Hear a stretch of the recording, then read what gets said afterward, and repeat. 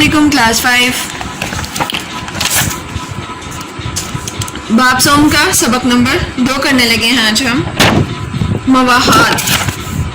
یہ لفظ اخوت سے متعلق ہے جس کا مطلب ہے بھائی چارہ اور مل جل کر رہنا. مکہ سے مدینہ آمد پر نبی کریم صلی اللہ علیہ وسلم نے انصار اور مہاجرین کے درمیان اخوت کا رشتہ قائم کیا تھا جو مواحات کہلایا.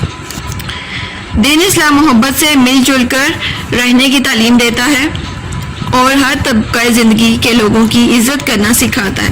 مکہ میں ان چیزوں کی کمی تھی. بے حد غصے والے لوگ، قبیلوں میں بٹی ہوئی قوم جہاں قبیلوں کے سردار کی من مانی چلتی تھی، یعنی جیسا وہ کہتے تھے ویسا ہی وہاں پہ ہوتا تھا، ٹھیک ہے. اور عوام کو معاشرے میں کوئی مقام حاصل نہ تھا. کفار مکہ مسلمانوں کی مکہ سے مدینہ ہجرت سے بھی پریشان تھے. وہ نہیں چاہتے تھے کہ مسلمان کہیں بھی منظم اور مطمئن ہوں یا وہ کوئی مملکت بنائے. اسلام محبت، ہمدردی اور مل کر رہنے کا سبق دینے والا دین ہے.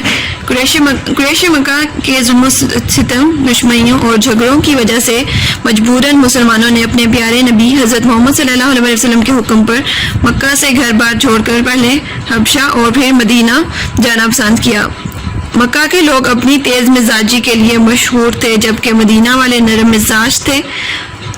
جب مکہ سے ہجرت کر کے مسلمان مدینہ آئے تو یہاں موجود انصار نے مکہ سے آنے والے مہاجرین کو خوش آمدید کہا. مہاجر و انصار کا میل جول یعنی ان کے آپس میں تعلقات، ٹھیک ہے. مکہ اور مدینہ کی تہذیب و تمدن اور آب و ہوا میں فرق تھا. مدینہ کے لوگ صبر والے اور مزاج کے ٹھنڈے تھے. مسلمانوں کو ہجرت کے بعد مدینہ میں زندگی نسبتاً آسان نظر آ رہی تھی. مدینہ میں ہریالی اور باغات تھے.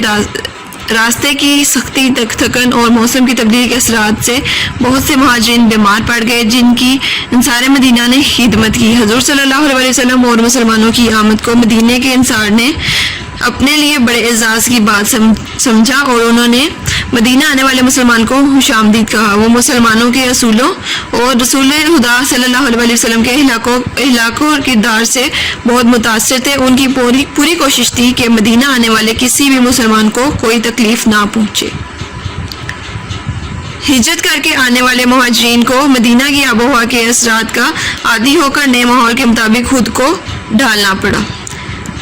مکہ سے آنے والے مہاجرین کے پاس نہ اپنا گھر بار تھا، نہ ساز و سامان. ان کی تمام تبدیلیوں کو آسانی سے قبول کرنے کے لیے نبی کریم صلی اللہ علیہ وسلم نے ایک نظام کے تحت تمام مسلمانوں کی تربیت کی اور مواحات کا رشتہ قائم کیا. مدینہ میں موجود لوگوں کو انصار یعنی مددگار کا خطاب دیا گیا. جس جذبے اور پیار کے تحت مدینہ والوں نے مہاجروں کو اپنے ساتھ ملایا، ویسی مثال پوری انسانی تاریخ میں کہیں نہ ملتی.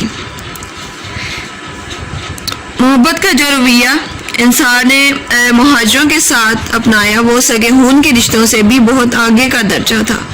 حضور صلی اللہ علیہ وسلم نے انصار اور مہاجر کو اخوت کے جذبے کے ساتھ رہنا سکھایا. مہاجر اپنا گھر بار ساز و سامان چھوڑ کر خالی ہاتھ مدینہ آئے تھے. ان کی اپنی کوئی آمدنی نہیں تھی. حضور صلی اللہ علیہ وسلم نے انصار اور مہاجرین میں اخوت کا سلسلہ جاری کیا. مدینہ کے انصار نے مہاجرین کو اپنی جائیداد میں حصہ دار بنانا چاہا. بھائی کی حیثیت سے ہر مہاجر کا اپنے دینی بھائی انصار کی آمدنی اور جائیداد میں حصہ تھا. لیکن غیرت مند مہاجرین نے یہ حصہ لینا گوارا نہ کیا کیونکہ وہ خود اپنے پیروں پر کھڑا ہونا چاہتے تھے. انہوں نے کہا ہم حسب صلاحیت یعنی جتنی ان کی صلاحیت ہے تجارت یا کوئی اور کام کر کے روزی حاصل کر سکے. بیت المال.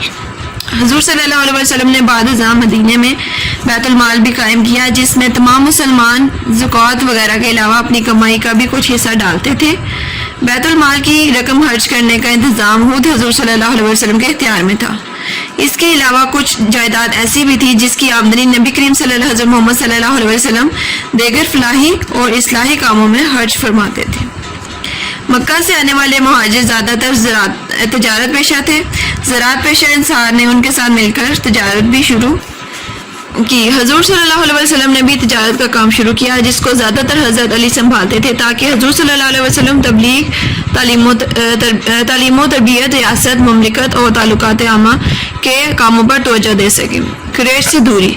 مدینہ میں امن کو برقرار رکھنے کے لیے یہ کوشش کی گئی کہ قریش سے زیادہ واسطہ نہ رکھا جائے اور ان کی مدینہ میں آمد کی حوصلہ شکنی کی جائے اور نہ ہی ان کے ساتھ تجارتی تعلقات قائم کیے جائیں تاکہ جھگڑوں سے بچا جا سکے۔ نتیجہ کیا نکلا تھا؟ قریش مسلمانوں کی ترقی اور طاقت سے مرعوب اور گھبرائے ہوئے تھے کیونکہ انہیں خدشہ تھا کہ عرب کی قیادت ان کے ہاتھوں سے نکل جائے گی۔ اسی وجہ سے مسلمانوں اور کفار کے درمیان متعدد جنگیں ہوئیں۔